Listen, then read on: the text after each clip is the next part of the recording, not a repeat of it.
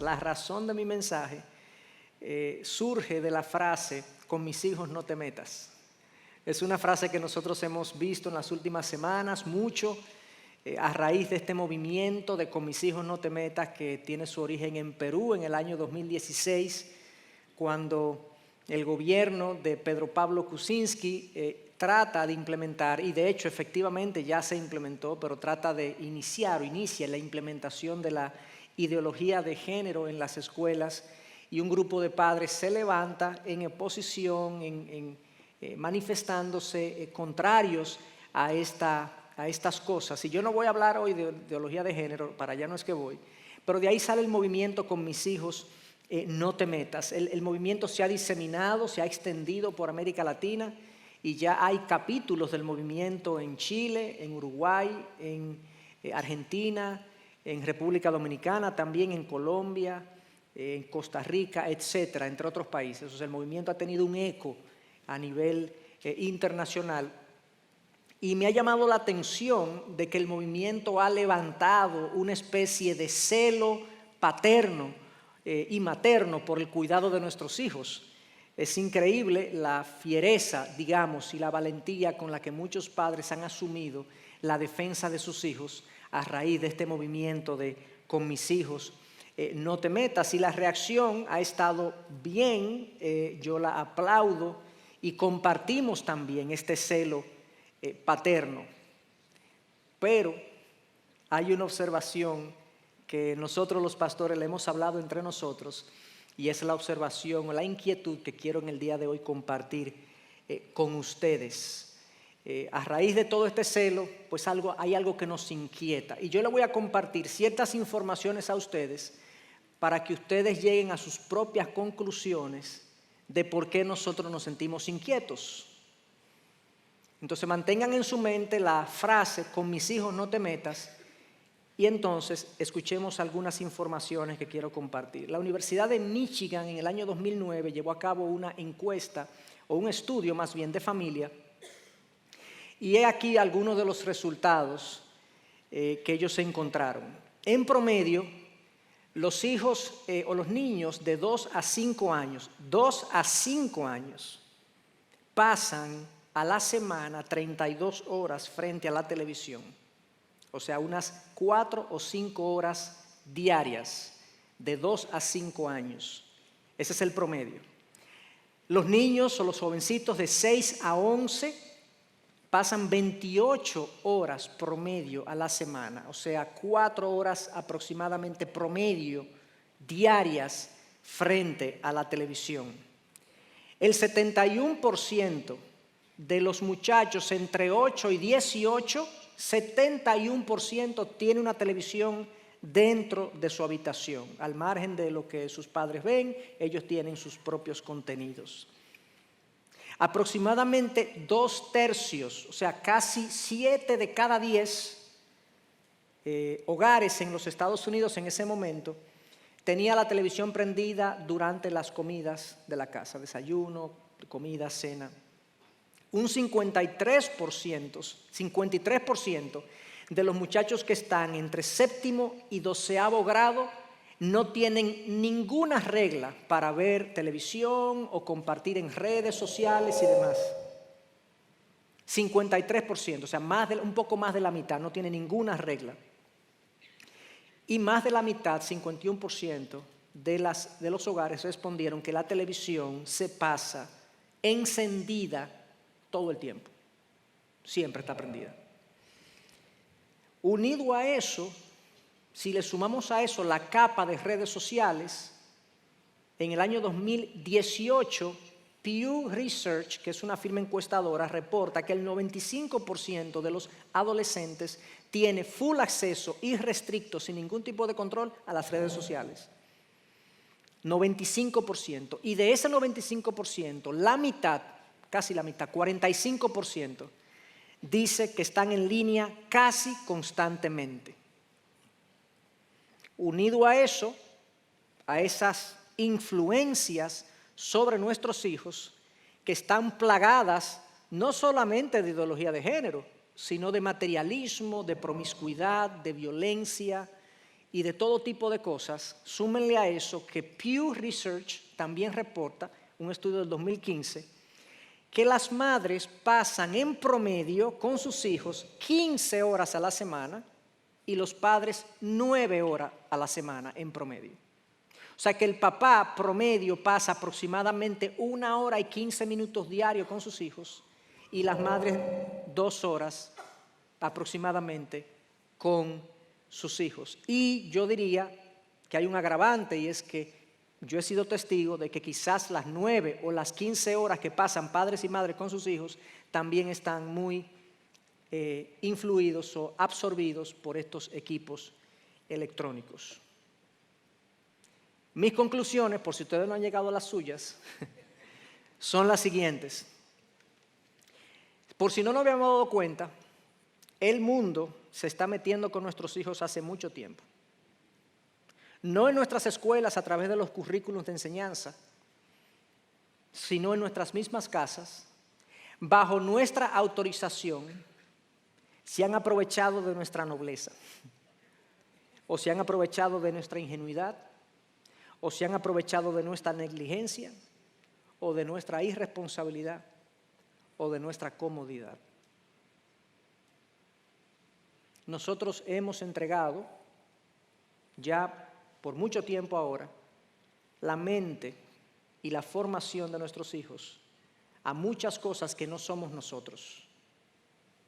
Entonces, la consigna de no te metas con nuestros hijos o con nuestros hijos no te metas, tienes que extenderse no solamente al currículum propuesto por el Ministerio de Educación, sino a muchas otras cosas mucho más sutiles, pero no menos dañinas, que están ocurriendo hoy en día.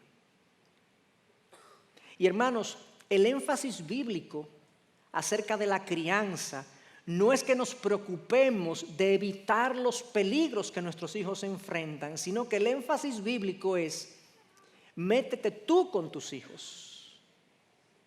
Porque cuando nosotros nos metamos con nuestros hijos como tenemos que meternos, no que seamos metiches, sino que nos introduzcamos en la vida de nuestros hijos de la manera bíblica, a nosotros no nos preocupará tanto lo que los otros hagan con nuestros hijos, porque ellos tendrán la fortaleza emocional y espiritual para resistir toda esta avalancha de ideología y de cosmovisión humanista o secular a lo cual ellos están expuestos. Mi preocupación y nuestra preocupación es esa, que a pesar de que ha habido un celo paterno de defender a nuestros hijos contra la ideología de género, nosotros no vemos ese nivel de celo con respecto al compromiso que tú y yo tenemos que tener en la casa, invertido en la vida de nuestros hijos, en el día a día. Y la crianza, hermanos, es más que una manifestación cívica. La protección de nuestros hijos tiene que ir más allá de una marcha. Y tiene que ir mucho más allá de una declaración ante un gobierno. La crianza es en la casa y es forjando almas que nos han sido entregadas o prestadas temporalmente para que nosotros las dirijamos a Dios. Y ese es mi llamado. Y yo quisiera ahora desglosar, explicar lo que yo quiero decir es que, lo que quiero decir con vamos, hermanos, a meternos con nuestros hijos. Creo que el pasaje de Efesios 6 es una buena guía para nosotros reflexionar en qué implica bíblicamente meternos con nuestros hijos. Y vamos a leer entonces Efesios 6, desde el versículo 1 al versículo 4. Nos dice la palabra: hijos, obedeced a vuestros padres en el Señor, porque esto es justo. Honra a tu padre y a tu madre, que es el primer mandamiento con promesa, para que te vaya bien y para que tengas larga vida sobre la tierra. Y vosotros, padres, no provoquéis a ira a vuestros hijos, sino criadlos en la disciplina e instrucción del Señor. Antes de entrar en la explicación del pasaje, yo quiero indicar que la palabra padres en este versículo, que está específicamente en el versículo 4, en el versículo 1, obedecer a vuestros padres en el Señor, se refiere a padre y madre. Yo no le estoy hablando solamente hoy a los padres, sino que le estoy hablando a los padres y a las madres como autoridad sobre sus hijos. Es una buena aclaración porque evidentemente la palabra que se usa aquí es padres, pero fíjense que el versículo 2 dice, honra a tu padre y a tu madre. Por lo tanto, el contexto indica que Pablo se está refiriendo a padre y madre como autoridad de los hijos. Y entonces las madres, aunque estamos en el Día del Padre, yo quiero que se sientan aludidas con lo que estamos diciendo. O sea, pónganse el sombrero también del llamado que estamos haciendo en el día de hoy. Otra aclaración con respecto a este pasaje es una aclaración del contexto para que entendamos por qué esto viene aquí y una observación de carácter práctico para nosotros. Efesios 6 forma parte de una porción de la Escritura del libro de Efesios que es la parte práctica del libro. Pablo utilizaba mucho esa forma de enseñar. Primero, los primeros capítulos de sus cartas, en varias de sus cartas, en la mayoría de sus cartas. En los primeros capítulos, él enseñaba acerca de Dios, él enseñaba acerca de lo que Dios había hecho por nosotros, de lo que Cristo había logrado para nosotros. Y en los últimos capítulos, Pablo entonces dice, por tanto, en vista de lo que Dios ha hecho, en vista de las realidades espirituales que yo les he explicado, vivan de esta o cual manera. Entonces, este pasaje en particular de Efesios 6 se encuentra al final del libro de Efesios y es exactamente así que ocurre. Pablo explica una serie de realidades espirituales en los primeros capítulos del libro de Efesios y hacia el final del libro, él le dice a los efesios, le da una serie de instrucciones de cómo su vida debe verse luego de conocer a Cristo. Y específicamente, si ustedes se van al versículo 18 del capítulo 5 de Efesios, Pablo dice ahí que no nos emborrachemos con vino, estoy parafraseando, sino que seamos llenos del Espíritu Santo. Y luego de decir eso, luego de decir que seamos llenos del Espíritu Santo, él comienza a hablar de cómo deben funcionar las relaciones de aquellos que estamos llenos del Espíritu Santo. Y le dice entonces a las mujeres, sométanse a sus maridos. A los maridos le dice en Efesios 5:25, amen a sus esposas como Cristo ama a la iglesia. A los hijos le dice en Efesios 6:1 que ya leímos, sométanse a sus padres. A los padres le dice, padres, críen a sus hijos en la disciplina y la amonestación del Señor. A los siervos le dice, sométanse a sus amos. Y a los amos le dice, no maltraten a sus siervos. En otras palabras, la persona que se deja gobernar por el Espíritu, por la palabra de Dios, sus relaciones cercanas deben cambiar. La dinámica de mis relaciones familiares debe cambiar. La dinámica de mis relaciones personales debe cambiar. Cristo en mí me hace una persona que se relaciona diferente con los demás. Ese es el contexto que está aquí. Y de ahí entonces yo puedo concluir que criar bien requiere que tú y yo tengamos una relación íntima con Dios.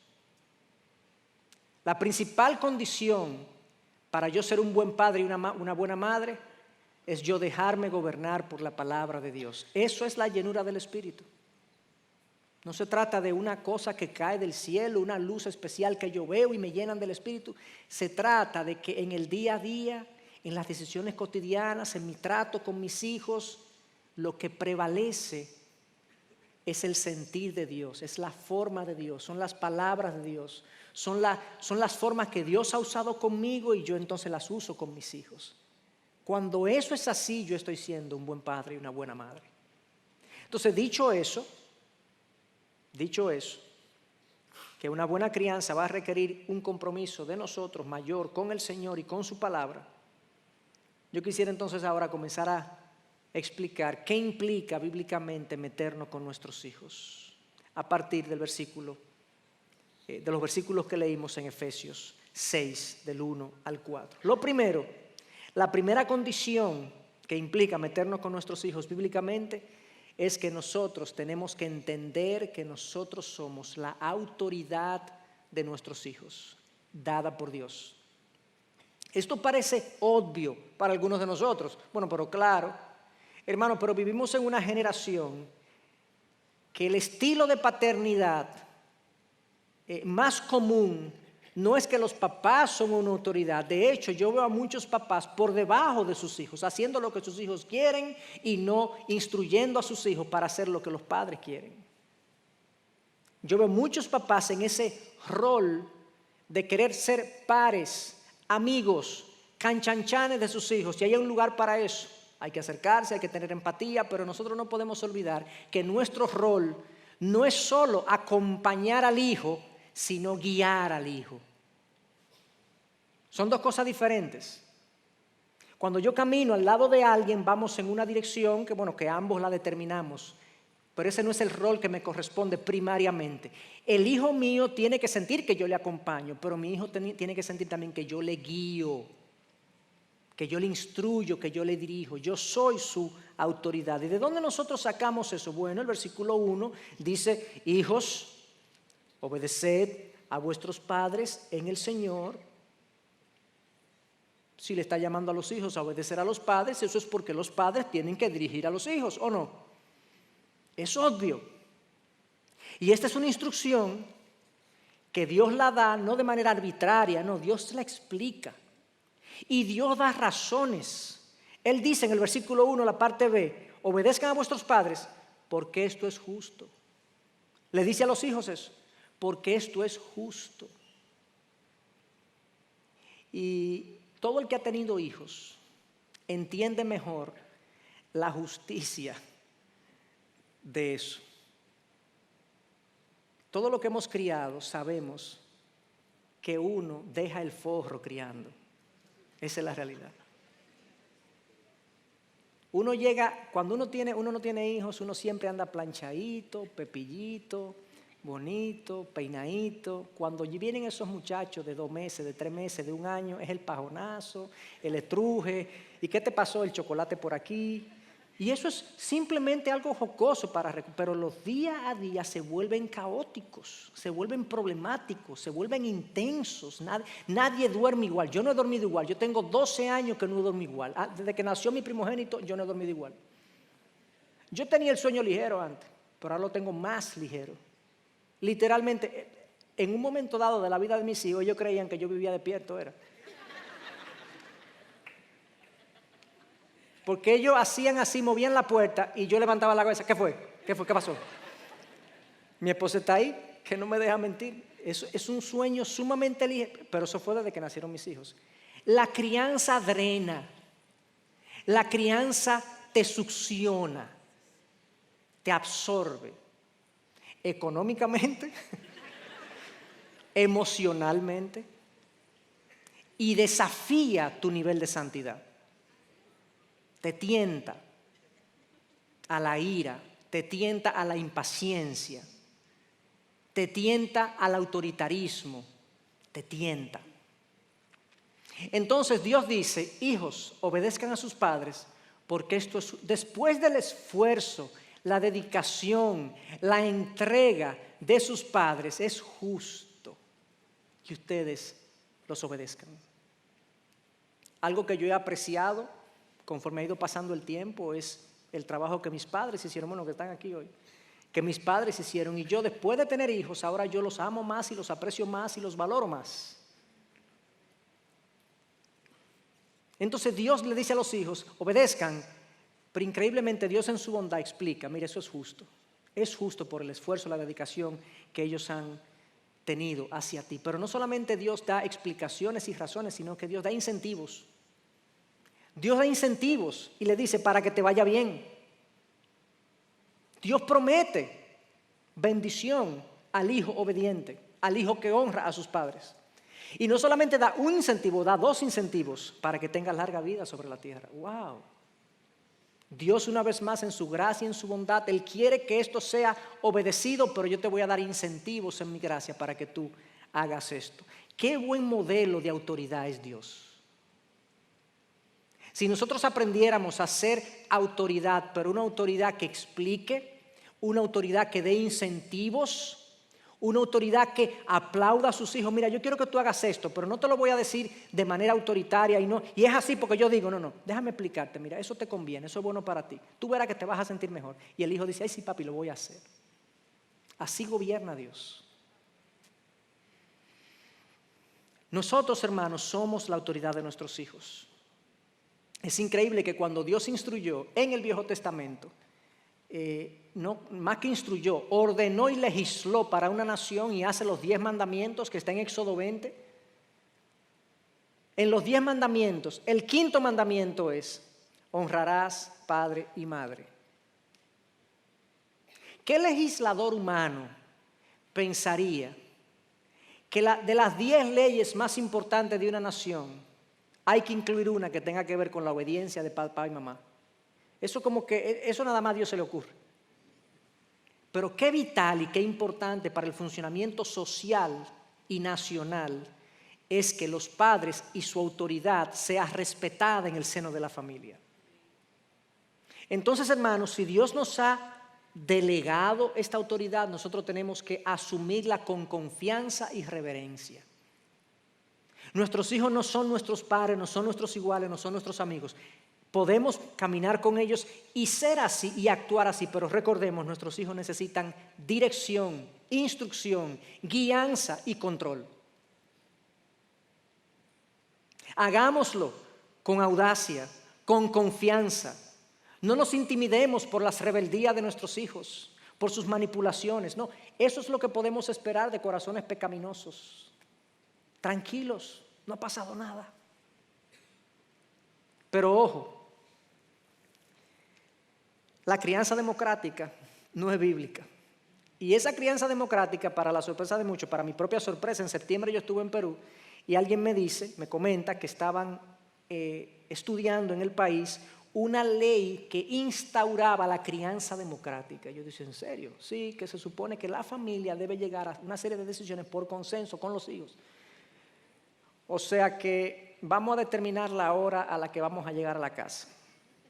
Y entonces vamos a votar con los muchachos a qué hora ellos van a llegar. Pero hazme el favor. Está bien, lo vamos a escuchar y te quiero mucho, mijo, pero tú vas a llegar a esta hora. ¿Y por qué, papi? No, déjame explicarte, mijo, mira, hay mucho peligro, hay mucha que sé yo qué, a esa hora lo único que hay en la calle son gente pasado de tragos, pasado de bebida. Y yo le explico, aunque él no lo entienda, yo le explico. Si él no lo quiere entender, bueno, pues, hermano, resuelve eso y aprende.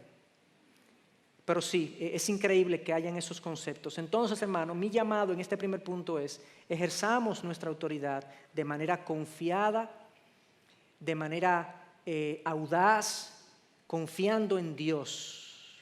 Proverbios 29:15 dice, la vara y la reprensión dan sabiduría, pero el niño consentido avergüenza su madre.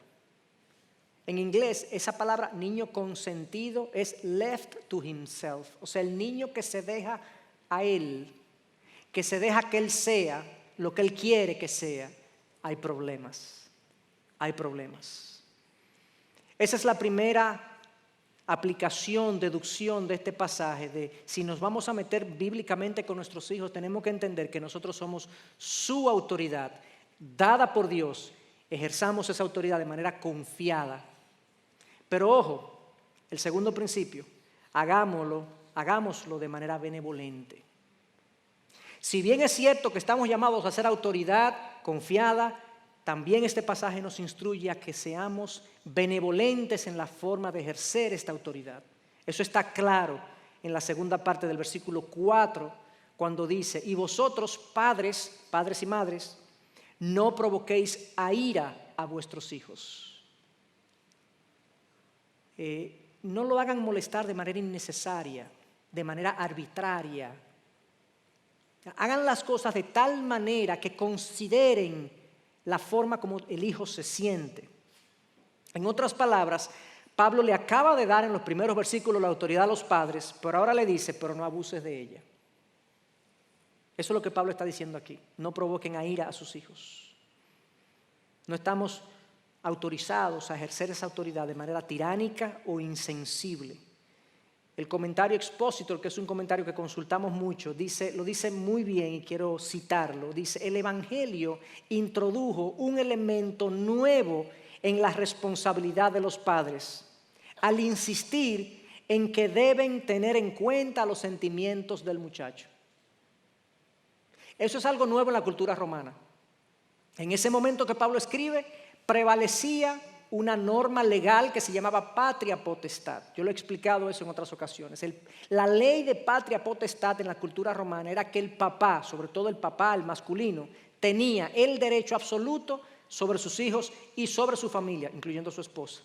El papá podía vender sus hijos, vender su esposa como esclavos. El papá, cuando un niño nacía, podía decidir si el niño vivía o si el niño moría. Literalmente, el historiador Hilario cuenta de un soldado que le manda una carta a su esposa diciéndole que cuando nazca la criatura, si es varón, bien, guárdalo. Si es hembra, deséchala. Y Séneca dice que los niños desechados eran ahogados. Esa era la cultura a la que Pablo le dice, no provoquen a ira a sus hijos. Díganme ustedes si la palabra de Dios no es contracultural. No los hagan molestar de manera innecesaria.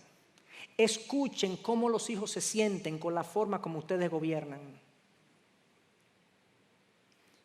En otro texto paralelo, Pablo dice por qué. En Colosenses 3, versículo 21, Pablo tiene más o menos la misma idea. Oigan lo que dice: padres, no exasperéis a vuestros hijos. ¿Saben lo que es exasperarse, verdad?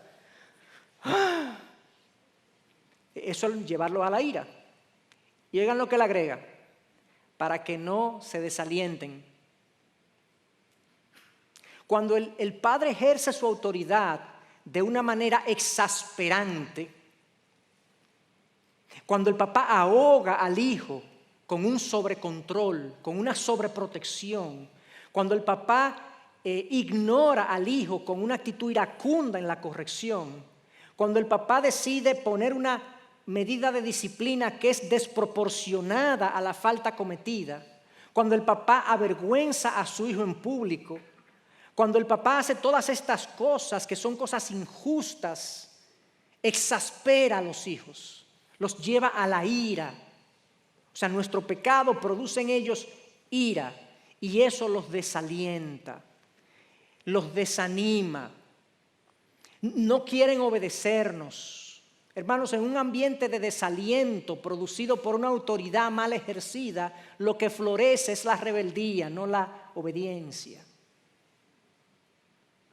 Y a veces en las casas el ambiente de rebelión y de oposición a la autoridad paterna es una indicación, más que del pecado en el corazón del hijo que está presente, es una indicación del pecado en el corazón de los padres que han exasperado a sus hijos con su mala paternidad.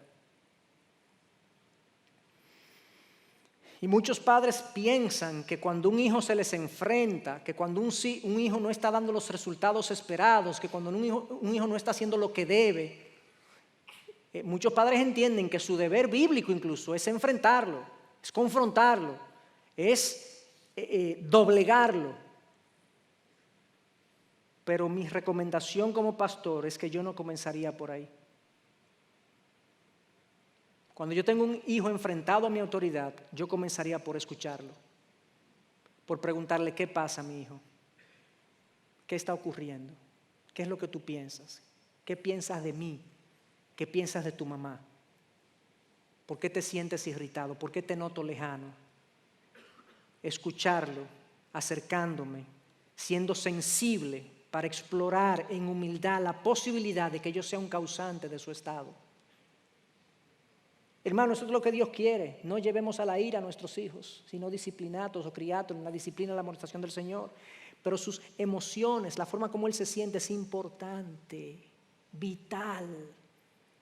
si yo no preparo su terreno para recibir mi instrucción, y preparar el terreno significa crear un ambiente de cordialidad, de amabilidad, de respeto mutuo, donde él se sienta tratado justamente. Si yo no creo ese ambiente y fertilizo ese terreno de ese corazón, él no va a recibir lo que yo le tenga que enseñar. No le abra la Biblia, porque se va a resistir a la Biblia. No lo obliga a venir a la iglesia si tú no haces tu trabajo como padre bueno, tratando de entender su condición emocional y su situación emocional. Haríamos un daño incluso mayor que el bien que queremos hacer. Yo recuerdo en una ocasión, y voy a citar una situación personal que voy a incluso mantener la confidencia de mi hijo, pero me pasó una situación hace un tiempo, a Charla y a mí, donde uno de nuestros hijos comenzó a tener una actitud un poco desafiante, lejana. Los resultados académicos comenzaron a descender significativamente. Ustedes dirán, sí, el hijo del pastor, sí, el hijo del pastor. Sí.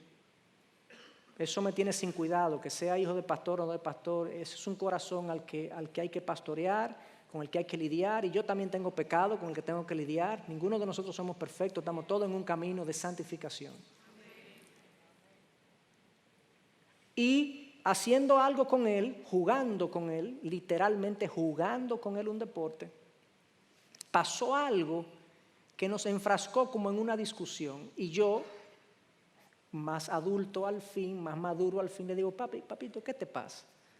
No, es que otra cosa, yo no te voy a contar porque tú no vas a entender. Y yo, bueno, si tú no me explicas, yo no voy a entender. Y insistí de buena manera. Digo, cuéntame. Y cuando él me contó, él se sentía tratado de manera injusta en la casa, de manera diferenciada con su hermano. Y aunque no era real, su percepción era esa. Y yo le dije, papito, mira, la verdad que gracias por decírmelo, yo no me había dado cuenta, perdónanos y perdóname. Lo siento mucho. Y le comencé a explicar, más que su percepción, le comencé a explicar la realidad de por qué eso sucedía. Y él lo entendió, y él lo aceptó, y aceptó mi perdón. Y mi esposa que está ahí, Charla, que está aquí conmigo hoy, puede decir que ese fue un antes y un después, hermanos. Él comenzó ahora, los rendimientos académicos hicieron así, su actitud en la casa cambió, se volvió un niño colaborador, comprensivo, paciente, increíble. Estaba tan cerca de mí y tan lejos a la vez. ¿Y con cuánta frecuencia nos pasa eso? Estamos tan cerca de nuestros hijos y tan lejos a la vez. No entendemos lo que pasa por su mente. No sabemos lo que pasa por su mente. Y sus reacciones inmaduras y rebeldes y desafiantes tienen razones a veces que si las exploramos quizá podemos reparar, quizá podemos arreglar. Entonces este llamado, hermanos, de ser una autoridad, pero una autoridad benevolente, comprensiva, sensible, que escuche, es vital. Porque es en ese terreno de la disponibilidad y disposición emocional donde yo puedo instruirlo y enseñarlo. Mi hijo no va a aceptar nada de mí cuando cuestiona mi autoridad y cuando él no está de acuerdo con la forma como yo estoy gobernando la casa. En pocas palabras, hermanos, en otras palabras, criar bien requiere que yo me repare. Va a requerir que yo trabaje conmigo. Pedirle perdón a un niño de 7 años, de 8 años, de 12 años, o a un joven de 16, o a un hombre de 30, cuando yo soy papá, pedir perdón requiere humildad. Y ser humilde para pedir perdón requiere parecernos a Cristo. Y parecernos a Cristo requiere que yo me doblegue ante su poderosa mano y confíe en Él. Yo no me estoy denigrando cuando yo le pido perdón a mi hijo, yo me estoy engrandeciendo. Y le estoy enseñando, hermanos, una virtud enormemente importante. Enormemente importante, que es la virtud no solamente de la humildad, sino del buscar la reconciliación en las relaciones. Meternos con nuestros hijos, hermanos, va a requerir primero que yo entienda que yo soy su autoridad, que yo debo abrazar eso con determinación y con firmeza, pero que yo soy una autoridad y debo ser una autoridad benevolente para que él tenga su corazón preparado y dispuesto para recibir mi enseñanza, que es el tercer punto. Preparado el corazón, ahora la siembra. Meternos con nuestros hijos, hermanos, implicará, ese es el tercer punto, entender que nuestra autoridad debe estar al servicio del Señor. La autoridad se nos ha concedido no para que yo haga de mis hijos pequeños chachos. La autoridad se me ha dado para que yo conduzca sus corazones al Señor. Y eso está en el texto, en la segunda parte del versículo 4, Efesios 6. Criadlos en la disciplina e instrucción de chacho, del Señor. ¿Cuál es el contenido de mi entrega a mis hijos? ¿Qué es lo que yo le cuento? ¿Qué es lo que yo le modelo? ¿Cuál es el contenido? La disciplina y la instrucción. Y la Nueva Traducción Viviente dice, la disciplina e instrucción que proviene del Señor. O sea que esta autoridad es para conducirlos a Dios. Esa es la razón por la que nuestros hijos nos han sido dados. El foco principal, hermanos, de nuestra crianza es este. Si bien nosotros aplaudimos y valoramos la formación académica y debemos esforzarnos por darle a nuestros hijos la mejor formación posible, porque Dios ama la excelencia, pero en una escala de prioridad es mejor a que ellos sean piadosos a que sean competentes. Queremos que sean competentes, pero queremos que sean piadosos más. Ahora, la piedad bien vivida te va a llevar a la competencia, pero esto debe ir adelante. John MacArthur dice que la crianza es una tarea profundamente espiritual. A mí me encanta esa expresión. La crianza es una actividad profundamente espiritual. Y él dice esto, y cito en su libro Cómo ser padres cristianos exitosos. No te limites a enseñarle a tus hijos dominio propio. Instrúyelos a resistir la tentación y a comprenderla. No te limites a enseñarles modales. Enséñales por qué el orgullo es pecado y por qué la codicia y el egoísmo deshonran a Dios. Castígalos por transgresiones externas, pero enséñales siempre que eso proviene de un problema más profundo que es su corazón pecaminoso. Cuando los corrijas, no lo hagas meramente para darte satisfacción a ti mismo como padre ofendido, irritado y frustrado. Eso es ira, eso es venganza. Al contrario, cuando los corrijas, ayúdalos a entender que tú también fallas y que ambos necesitan de un Dios que los perdone. Entonces, hermanos, si nos vamos a meter con nuestros hijos, tenemos que tener una autoridad abrazada confiadamente, una autoridad benevolente, pero una autoridad que dirija a nuestros hijos hacia el Señor. El contenido de nuestra enseñanza es Dios y su palabra. El texto así lo implica. Efesios dice, sino criadlos en la disciplina y la instrucción del Señor. Y voy a explicar eso. La palabra criadlos o criar o nutrirlos, como dicen otras traducciones en inglés, nurture, es alimentar integralmente. Nuestra labor es alimentar integralmente a nuestros hijos, no con productos integrales, sino alimentarlos físicamente, emocionalmente y espiritualmente. Eso es lo que significa esa palabra. El padre no cumple con su responsabilidad paterna cuando le paga al hijo lo que él necesita. El hijo necesita más que pan. El hijo necesita guianza, dirección, valores. Necesita una filosofía de vida. El hijo necesita mucho más que pan. Por lo tanto, la crianza incluye todos esos aspectos físicos, emocionales y espirituales. Eso es lo que significa la palabra criarlos. Llevarlos hacia la madurez, proveyendo todo lo que necesitan. Eso es lo que significa la palabra. Ahora, ¿cómo vamos a hacer eso? ¿Cómo lo vamos a hacer en el día a día? Bueno, las dos palabras que siguen, dice criarlos en la disciplina y la instrucción del Señor. Ahí está la clave. Bueno, ¿en qué consiste la disciplina y la instrucción del Señor? Bueno, aquí la palabra disciplina no significa castigo, que es el típico significado que nosotros le damos. Lo incluye. O sea, incluye la reprensión, la corrección y el castigo. Pero disciplina significa ahí entrenamiento. De hecho, los atletas y los militares son gente disciplinada, ¿verdad? Porque le dan mucha pela. Porque lo corrigen mucho. No, porque son gente estructurada, disciplinada en una disciplina de vida. ¿De acuerdo? Entonces la palabra disciplina, su significado bíblico primario no es el castigo o la reprensión, es el entrenamiento.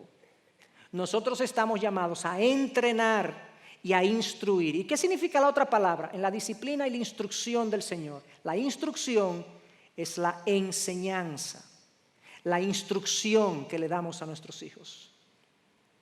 Disciplina incluye instrucción, ¿ok?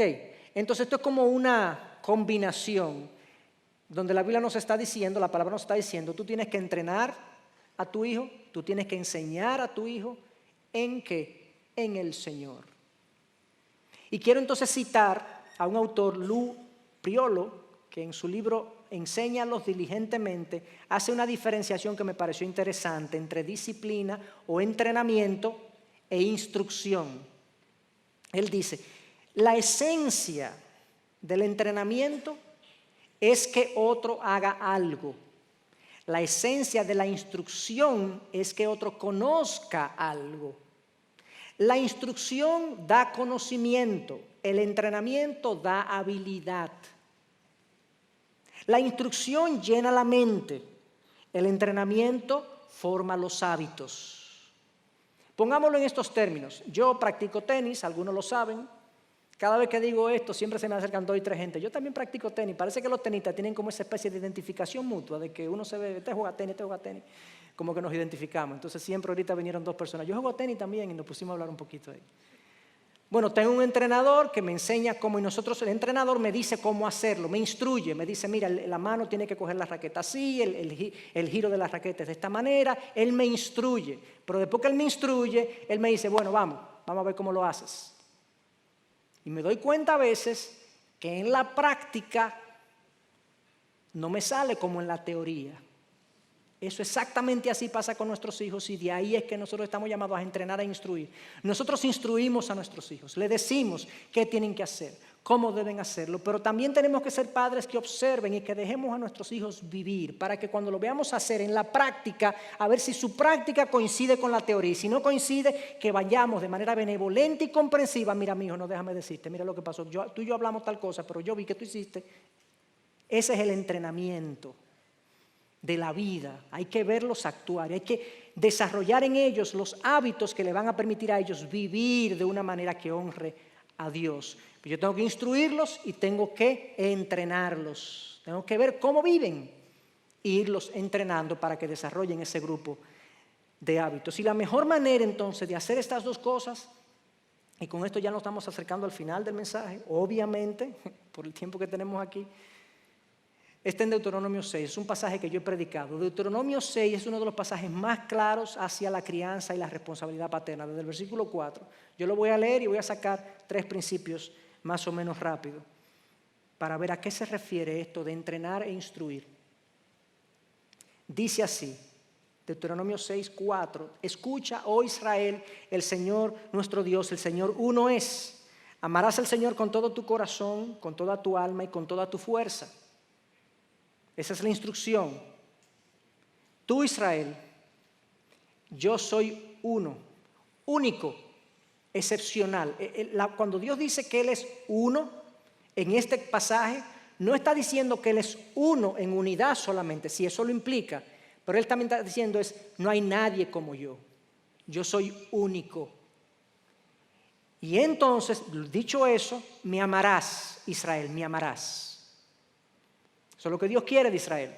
Y ahora agrega en el versículo 6, y estas palabras que yo te mando hoy estarán sobre tu corazón. O sea, esto que yo te digo hoy, de que me reconozcas como Dios, como único, y me ames, esto va a ser parte de ti. Y diligentemente las enseñarás a tus hijos. ¿Cuándo comienza la crianza a ser efectiva? Cuando yo soy ejemplo, cuando estas cosas están en mi corazón y ahora yo las enseño diligentemente a mis hijos. Ese ejemplo es lo que le da fuerza a mi instrucción.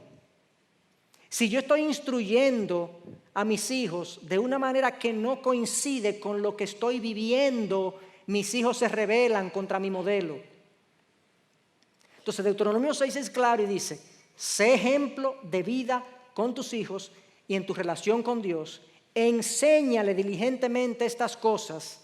Y fíjense lo que dice, y hablarás de ellas cuando te sientes en tu casa, cuando entres por el camino, cuando te acuestes y cuando te levantes, y las atarás como una señal en tu mano y serán por insignia ante tus ojos. Ahora dice, ¿cuándo tú le vas a enseñar esto a tus hijos? Diligentemente, ¿cuándo? Cuando tú estés en el camino, cuando tú estés en la casa acostado, cuando tú estés en todos lados.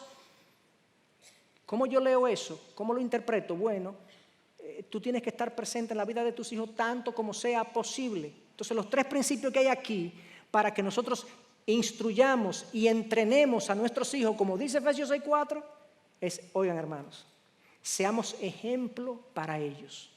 Instruyámoslo en la verdad de Dios y pasemos con ellos tanto tiempo como podamos.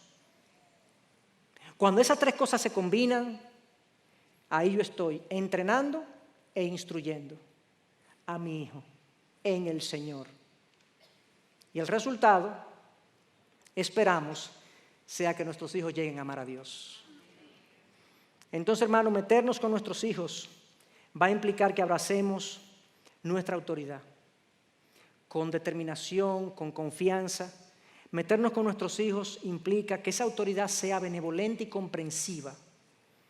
Y meternos con nuestros hijos implica que entendamos que mi autoridad no es para yo darme gloria a mí y para hacer pequeños yo de mis hijos, no, es a conducirlos al Señor con mi ejemplo, con mi instrucción y con un tiempo, el mayor tiempo posible para ellos. Dicho eso, yo quiero hacer 2 reflexiones finales que me van a tomar 1 minuto cada una. Obviamente, cuando uno habla de este estándar, todos quedamos cortos al estándar bíblico de lo que es ser un padre o una madre. Entonces, si tú te has dado cuenta en el día de hoy que tú no has hecho un buen papel, no te alarmes. Ahí estamos la mayoría. Todos nos hemos equivocado en mayor o menor medida. Pero si tú te sientes así, tú sientes que tú le has fallado a tus hijos a través de los años. Tus hijos pueden ser que estén adultos incluso hoy, pero que tú le has fallado y le fallaste como padre. Hay una manera de resolver eso. No es invitándolos a comer, no es regalándole un carro, ni dándole inicial para un apartamento, ni dándole una Nerf o un juguete o una pelota. Un regalo material no sana una herida emocional.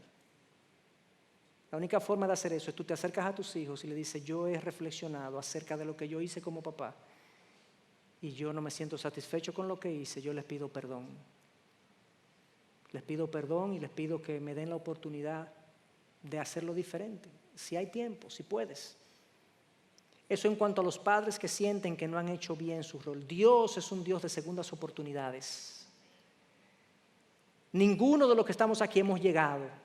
Yo mismo, yo creo que de aquí a que mis hijos se vayan, ya cuando se vayan de la casa, porque eventualmente se van todos, eso, ellos comen de uno y después se van. De aquí a que mis hijos se vayan, yo voy a tener que pedirle perdón a mis hijos como unas 300 veces más. ¿Ok? No estoy exagerando. Sí, eso es parte de la vida cristiana, o sea, es el reconocer nuestros errores, y no importa quién yo sea y quién tú seas, hay que pedir perdón, hermano. Eso es sanador, eso es glorioso. Ahora bien, si aquí hay hijos que no tuvieron un buen modelo de paternidad, que sus padres abusaron de su autoridad, que sus padres le hirieron, que sus padres los maltrataron, que sus padres no fueron modelos de padre en lo absoluto, yo quiero exhortarte a ir donde Dios y pedirle a Dios que te dé la fuerza emocional y espiritual para tú perdonar a tu papá y a tu mamá. Y no olvidarte de eso, porque no se olvida, eso no es así, no podemos borrar como si fuera una computadora del disco duro, pero sí decirle al Señor que esto no me siga doliendo. Aunque yo lo reconozco como parte de mi pasado, Señor, yo te lo entrego a ti. ¿Y por qué? ¿Cómo voy a hacer eso? Bueno, hermanos, tú vas a extender el mismo perdón que Dios te extendió a ti. Dios te perdonó a ti. Te perdonó, tú cometiste errores, pecados de diversas naturalezas y dimensiones. Y Dios te perdonó. Perdona a un pecador que haya pecado contra ti y déjale eso a Dios. Entonces, dicho eso, es mi deseo que hoy, ya orando para cerrar, pues que Dios sane nuestras relaciones, padres, madres e hijos, ya sea que los padres hayan hecho un mal papel o que los hijos se hayan sentido maltratados por nosotros, que pueda haber una sanidad en algunos de los que estamos aquí.